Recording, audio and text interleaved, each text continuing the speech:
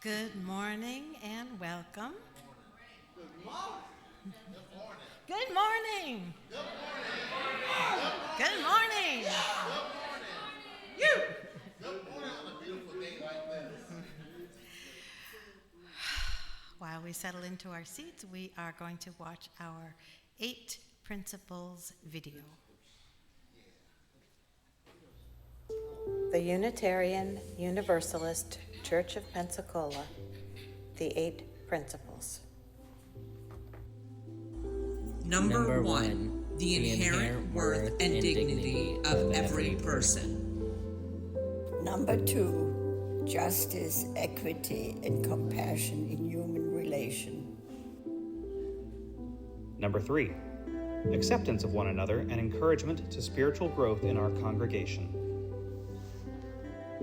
Number 4, a free and responsible search for truth and meaning.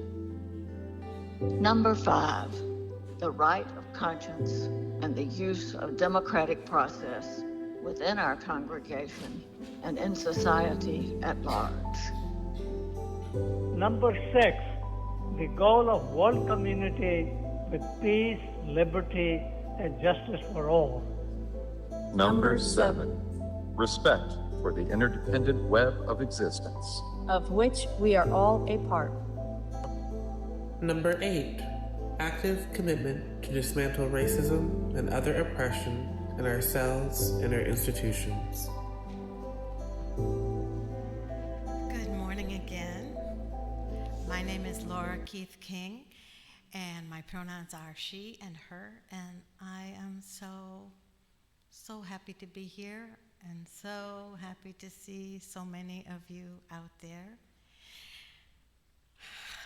Please silence your cell phones because it can be very distracting if, Rocky starts to play in the middle of our prayer or whatever.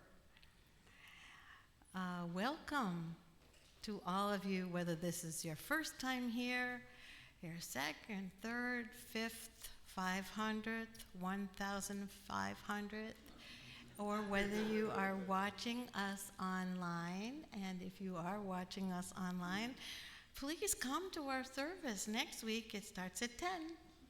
And as many of us can attest, it's okay to walk in at 5 past. We kind of build that in. We are a lay-led congregation.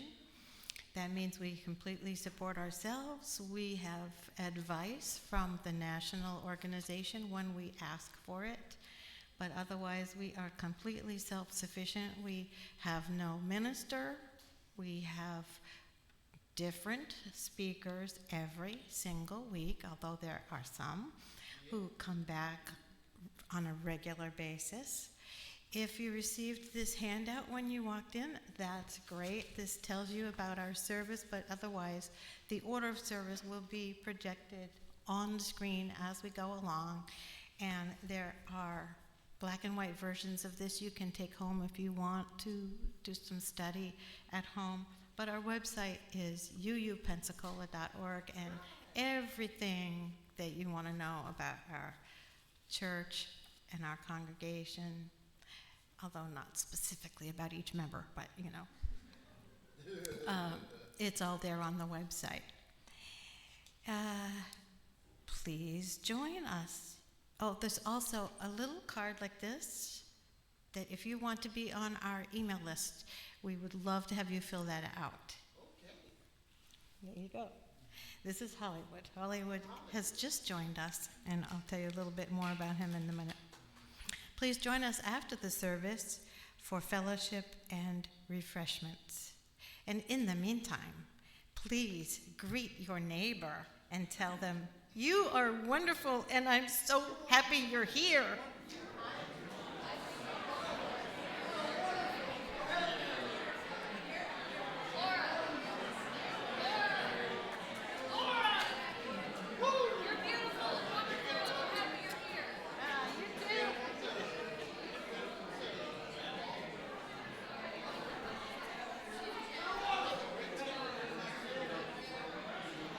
Okay, kids. Come back. Come back. I have a few announcements. Several announcements.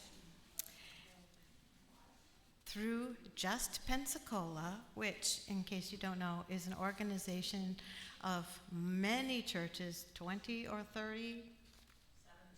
17, okay. It's shrunk a little bit, yeah. 17 churches from the Pensacola area all are together to work on social issues for our community. And through Just Pensacola, the UUCP is a partner, it says it right here, with 17 other congregations of different faiths to achieve justice in Escambia County. Just Pensacola is winding up its fund drive for individual investments by the end of July. We need to know how much money we can budget for next year. If you intend to invest in this effort for justice but have not quite gotten around to it, please do so now. Remember that $200 is the suggested amount, but any amount is appreciated. The ways to pay are on the bulletin board in the front lobby, or you can ask Paula, Lauren, didn't see Lauren this morning, or Barbara, right? Barbara's in the back for help on how to contribute. And that was courtesy of Paula Montgomery, who is the co-chair of our social justice team. And now, let's see, we have quite a few announcements. There is a Femme Fest Song Circle. After the joy and connection we found singing together in March, we're gathering again just because it's good for the soul. Join us for the first Femme Fest Song Circle, a space for feminist voices to rise together in song, to embrace rest, and to cultivate resilience. It will be Saturday, July 26th from 11:30 to 12:30 right here, and all feminist voices will come and are invited. All experience levels are welcome. Just bring yourself. First session, we'll be singing Treading the Spark by Heather Houston. And Claire Helton is coordinating. If you have questions, she's raising her hand there. Thank you. Attention, church family. The price is right. Join us on Sunday, August 3rd and 10th in the conference room after the service for another exciting sale. No set prices. Select what you like and take your treasures home with you. Payment methods can include time, talent, or treasure. It's a wonderful opportunity to give back to the church while finding something special. All proceeds will go to support our church and its initiatives. If you wish to donate items for sale, please contact Mary Beth Ramsey. She's here. There she is in the yellow. Or Christy Ging. Christy's not here today, but space is limited, so please reach out soon to ensure your contributions can be accepted. Thank you for your support, and we look forward to seeing you there. And now, for the social fun and fellowship things. Well, those are fun things too, but UUCP Beach Day Bath. We'll be soaking up the sun together Saturday, June 19th at noon. That's coming right up. I think that's next Saturday, isn't it? July 19th. Did I say June? Yeah. The past is gone. We're going on to July now. Look for our setup by the lifeguard tower and bathrooms at the last beach access point before Fort Pickens. So drive over the bridge, turn right, and keep going. Questions? Reach out to Mary Beth Ramsey. You know her back there. See you soon. And Sunday, August 17th, after the service, casseroles and game day. Bring your favorite dish and game to share with your church family. All ages are welcome. Bring a friend, your appetite, and let the good times roll. See Mary Beth for details.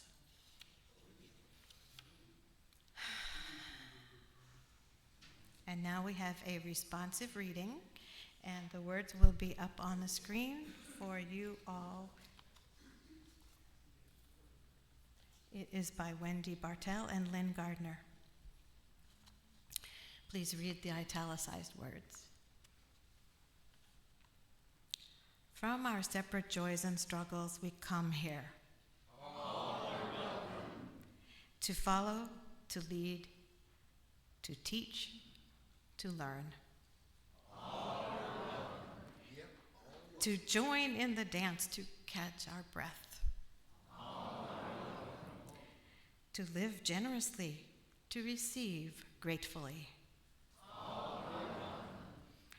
If we are steady and composed, if we feel completely lost, if we don't know what we're feeling,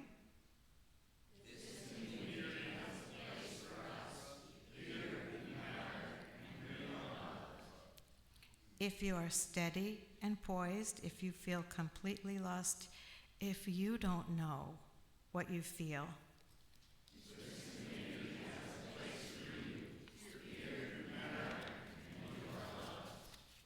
thank you. And now we'll have some music from Mike Kilmer and our band. In Hollywood. And, well, you're part of the band, Hollywood. Well, I got a song too. It's today too.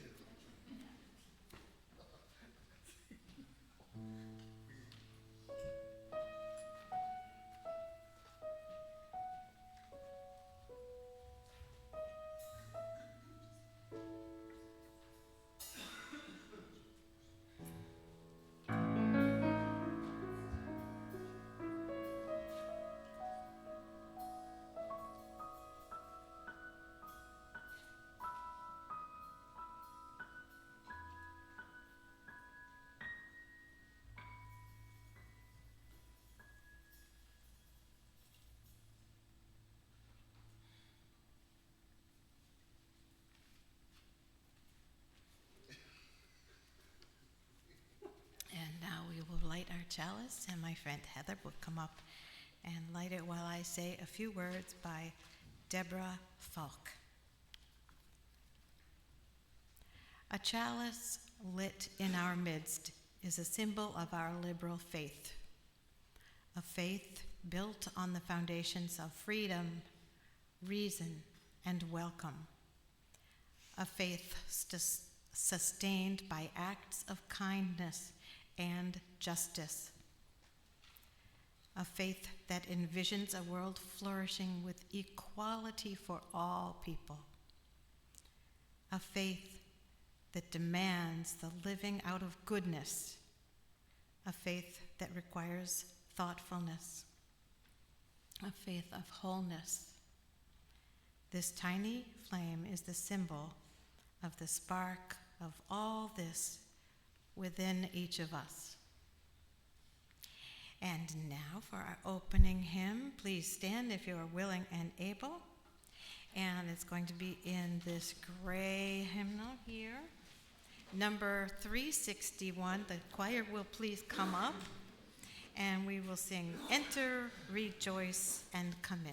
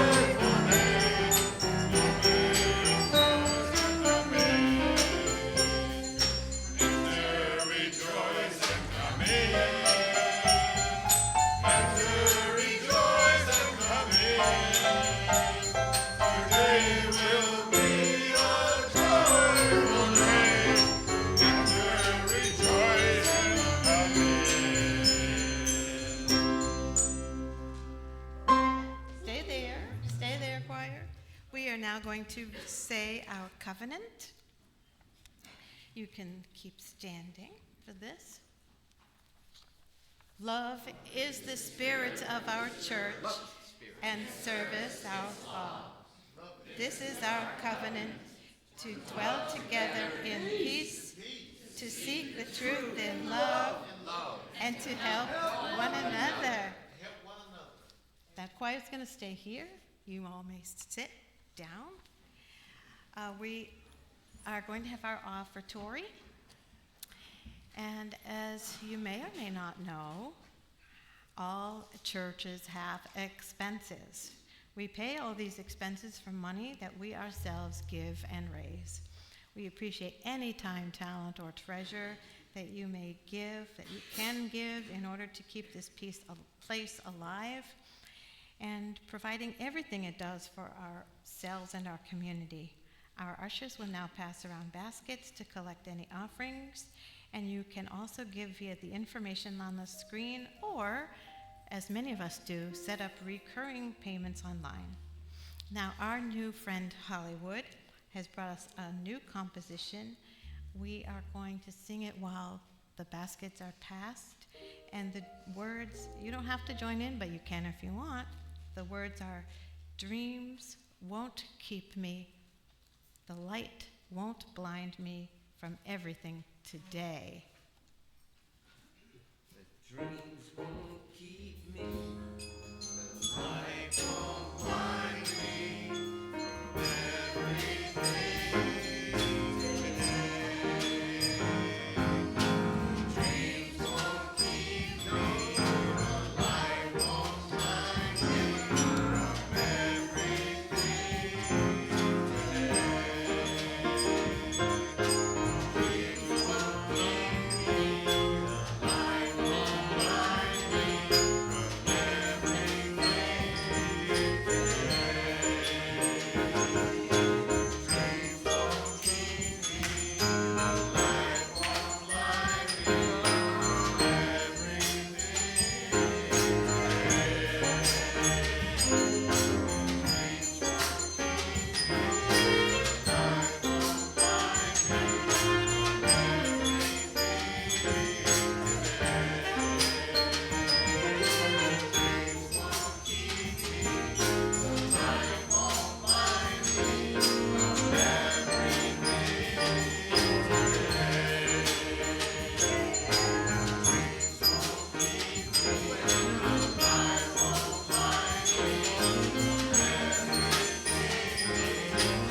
me from everything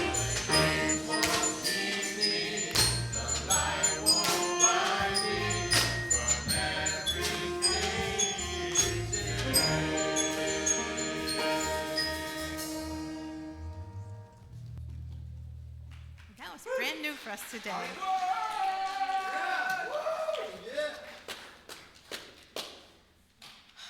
Now is the time during our weekly service when we share our joys and sorrows and concerns of a personal nature.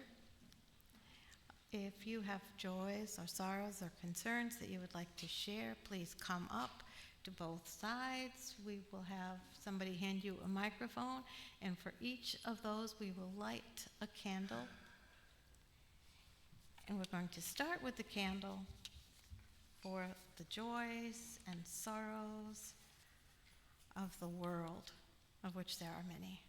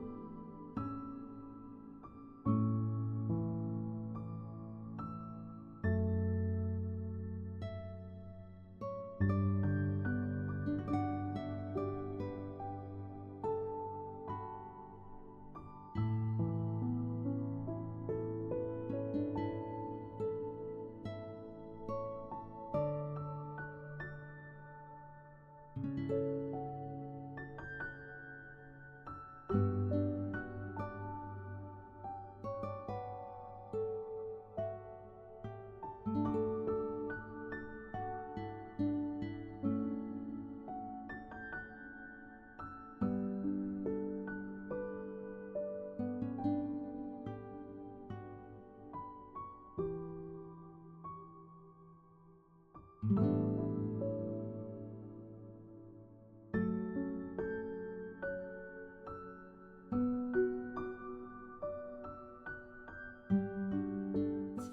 the children out. Singing the children out.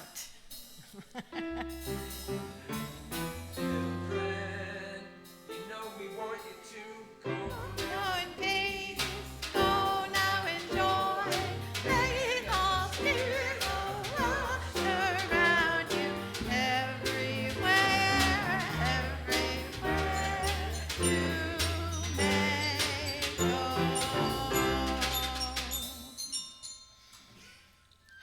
Now it is my huge pleasure and honor to introduce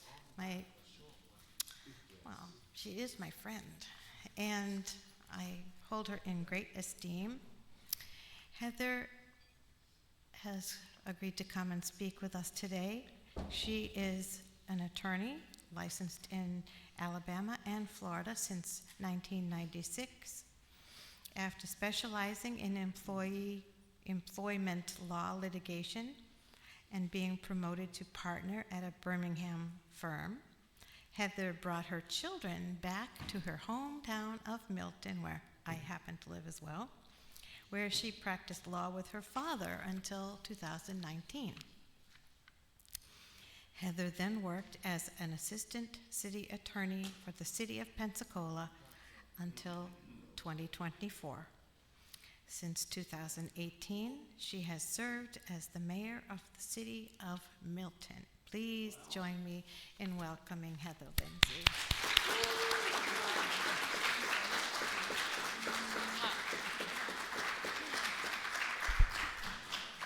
Thank you so much for that very warm welcome. I have not been to your church yet. This is my first visit, but I feel completely at home. So all of the things that you have said or you've spoken and sung resonate with my heart and my values, so I'm just grateful to be here and very grateful for our friend Laura, who in asking me to do this gave me an opportunity to reflect and grow in my own efforts to prepare this talk. Now, if you knew my mother, you would know that I come by it honest. I love to talk, and I talk, and I talk, and I talk. So I've got way more slides than I can use. So I am going to do my best to get the good stuff in there without going over time. I think you said 15 minutes? Okay.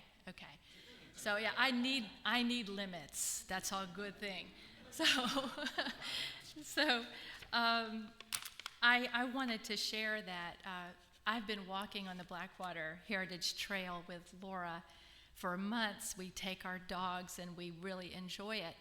And the things that some of you may have read in the news about me and Milton over the last few years have bubbled up out into vent sessions that Laura has kindly listened to. And as we have spoken to one another about it, we came upon this phrase, living the mystery. And for me, it represents embracing that I don't know what's going to happen next, and that's okay. And that's really hard for someone like me. I'm very stubborn, and I'm a lawyer, so I like to be able to count on logic and predicting things. But there is no accountant for human behavior. So I thought in my 50s, I'm 55 this year, that I would have a lot more wisdom than I've got. So I'm happy to keep learning. That's what's great about our life, I believe. We are able to learn from each other, and we're able to learn from ourselves when we give ourselves the space to reflect and do that. So I thought it was really wonderful the way the music and the readings and your spiritual sources and your principles, everything I researched to come here, everything is weaving together in harmony with the underlying message that Laura and I talked about a few months ago. I grew up in a family that was Christian, although my parents did not take me to church. My grandparents did. And my father and grandfather and grandmother especially were very focused on rules and following them. And I picked right up on that.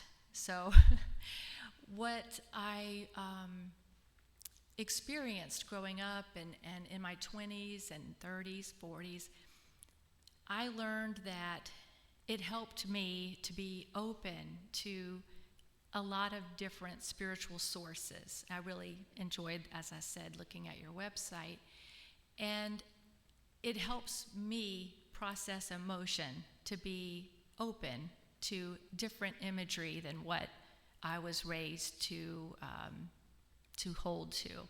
So I believe what I've come up with to share with you today is inclusive, but I'm here to learn. So if you have ideas for me after, please share.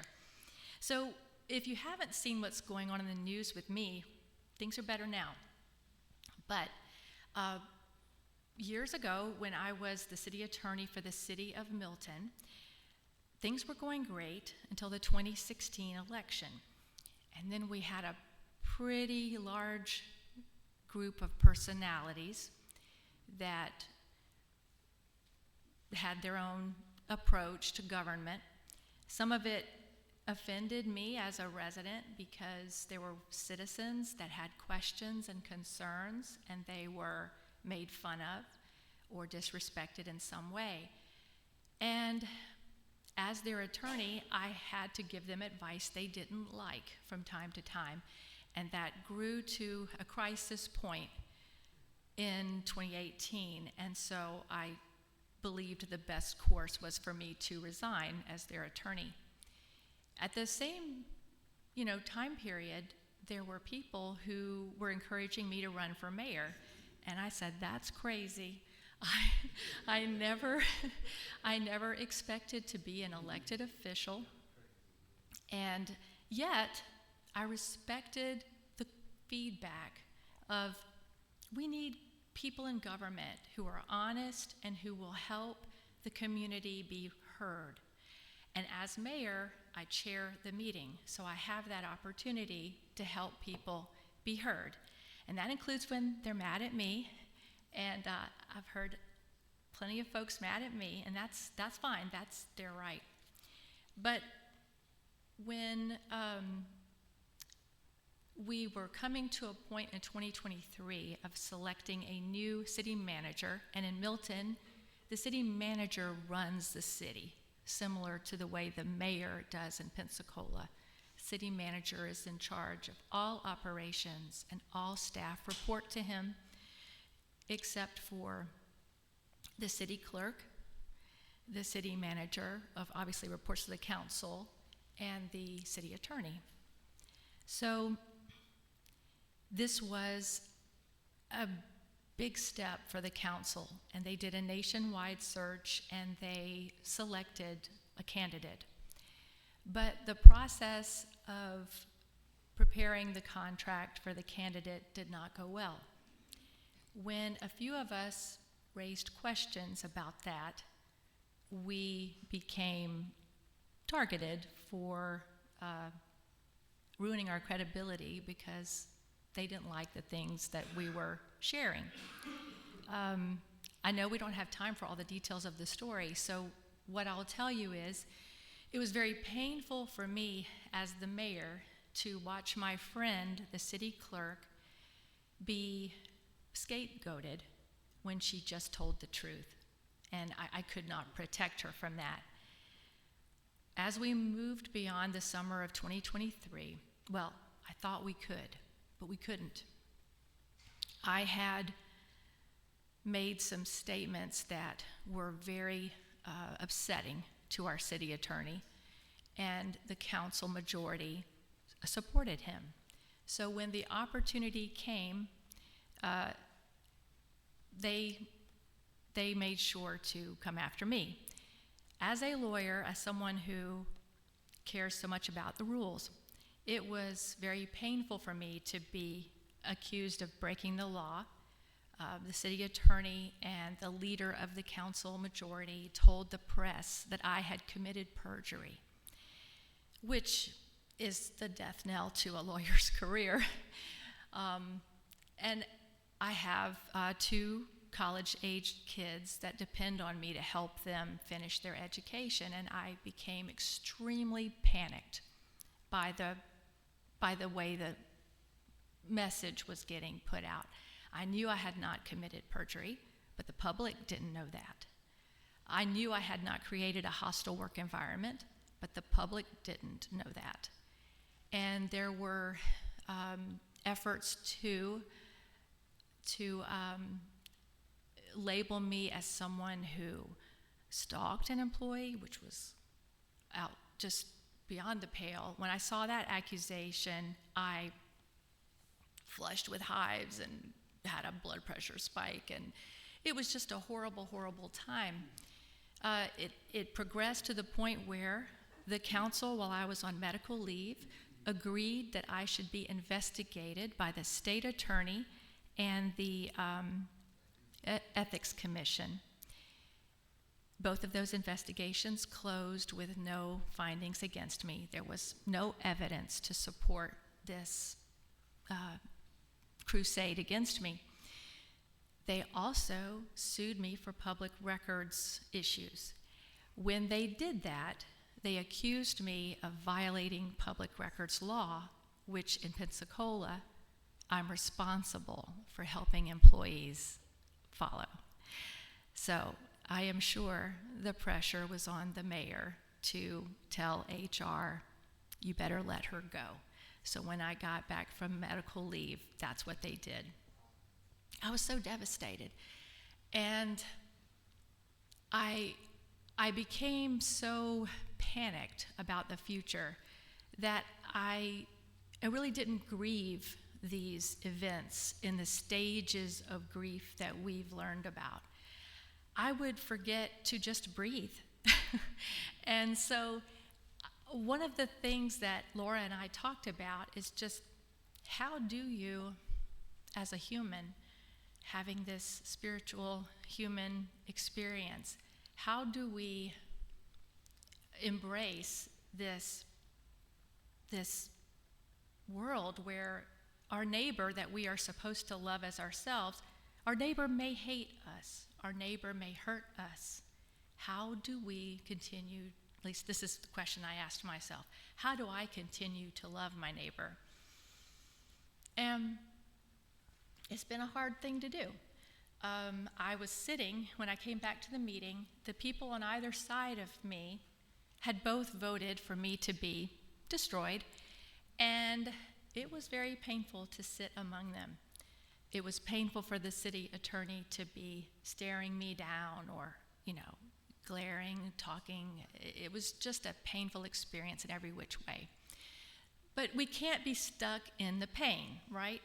So I want to move past the negative and try to talk about the message.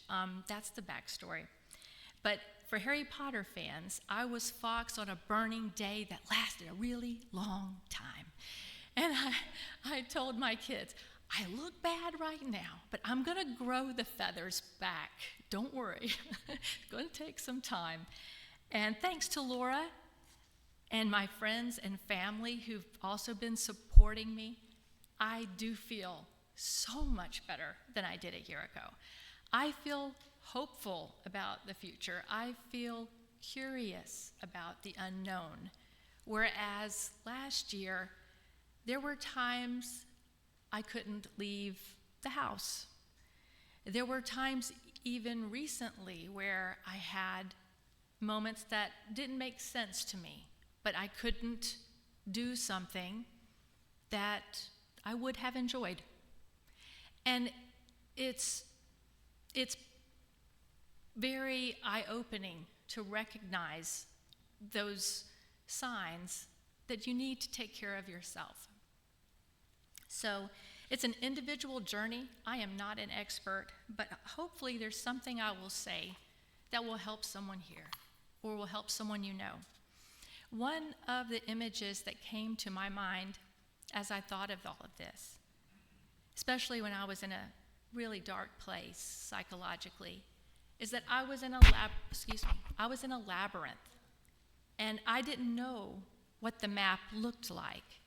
And all I had was a little candle right in front of me, and all I could see was what was right in front of me. And I was very unhappy with that feeling. But now, I can embrace that. It's okay. It's not up to me to know what the labyrinth layout is.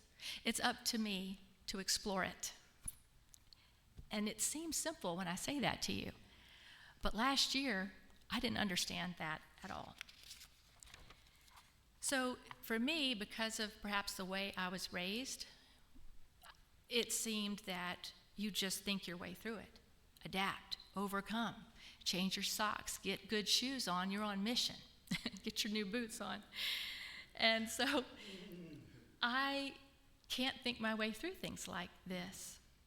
And what I had to recognize is I may have to put my feelings in a box because of a crisis that I have to meet, but I have to remember those feelings are there, and I have to give myself a chance to take them out of the box. Because for me, the way I see adapting or grieving, coming through the crisis, there are so many layers, right? There's the mental layer. Like, are you thinking positively? Can you say good things to yourself? I believe in myself. I can cope with this. I can meet this moment with the help of my friends and my loved ones. And I had so many examples of this kind of support. People who helped me get a lawyer, people who lent me money to pay that lawyer.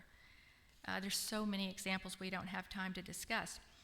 But also physically, I wanted to emphasize this because it's been really important to me to exercise, whether it's walking with Laura or going to the gym to do a weight training routine.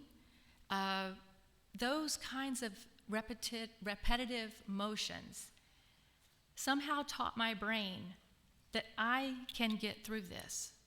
I don't know how it works, but doing those repetitive physical things and seeing I was capable and seeing I could do heavier weights, seeing I could last longer before I had to sit down or whatever, taught me that I am resilient. And I didn't really know that I was.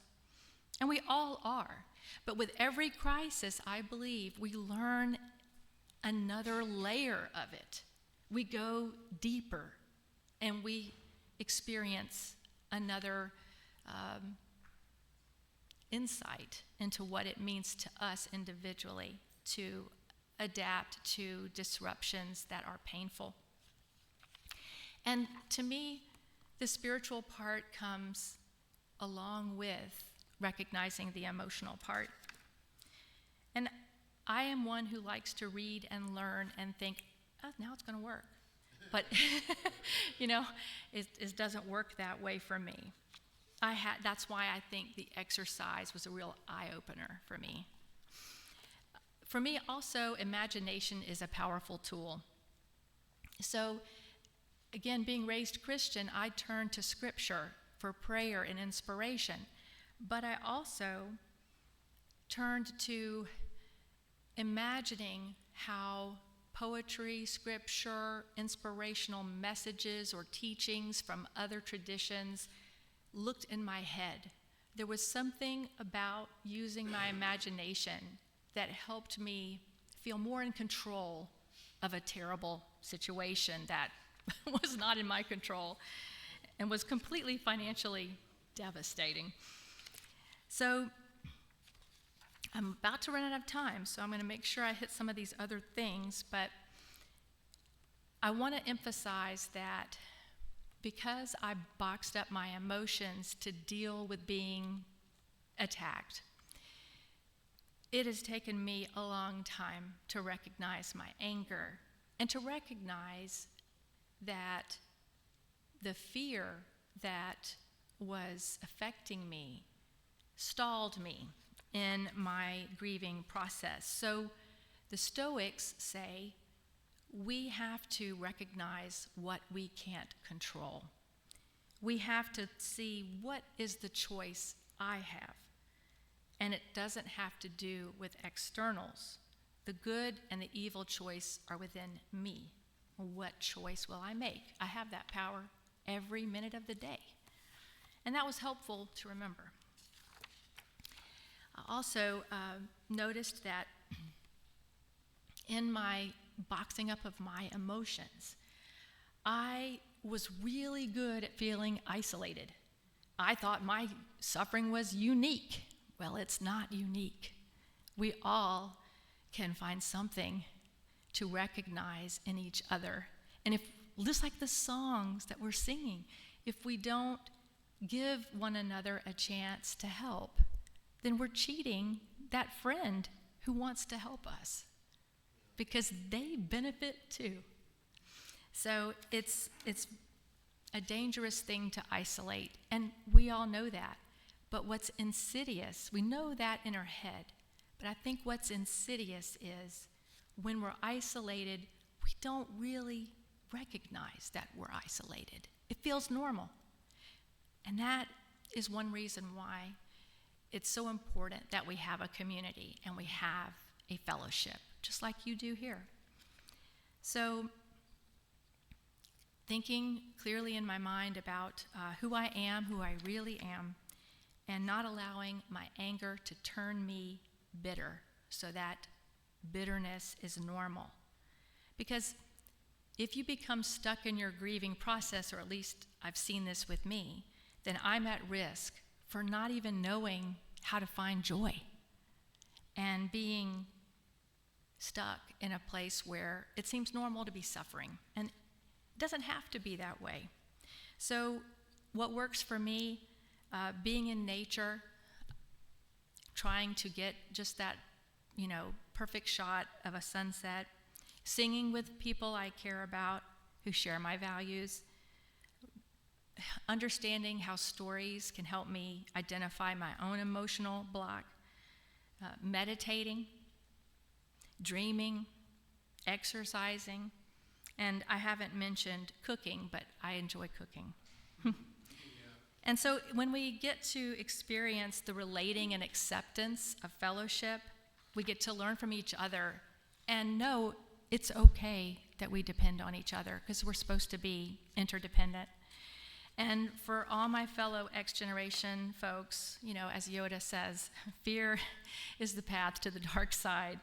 And so we want to address our fear, and we don't want it to become anger, hatred, and aggression, but it can become that towards ourselves. Even if we haven't attacked anyone else, what are we doing inside? So I know I'm out of time, and I want to close by saying, P.C. Wu told me you can't soar with the eagles when you're surrounded by turkeys. And so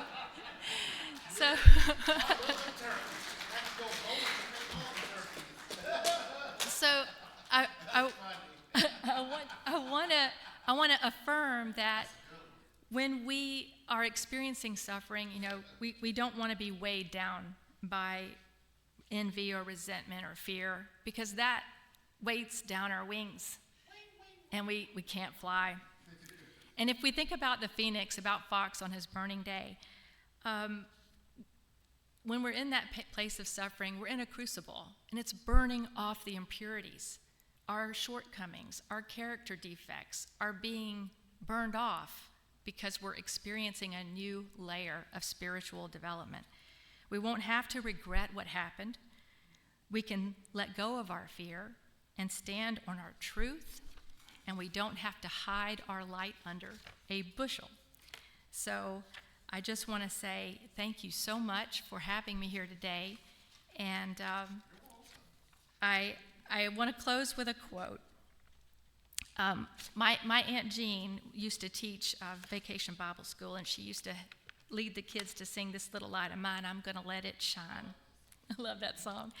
And so I found this quote from Martin Luther King that I feel is a really important one to reflect on when we're suffering wrongs by people and we don't know if we'll ever get justice. He said, "I refuse to accept the view that mankind is so tragically bound to the starless midnight of racism and war that the bright daybreak of peace and brotherhood can never become a reality. I believe that unarmed truth and unconditional love will have the final word." So I'm thankful to everyone who helps me remember that. Thank you, Laura.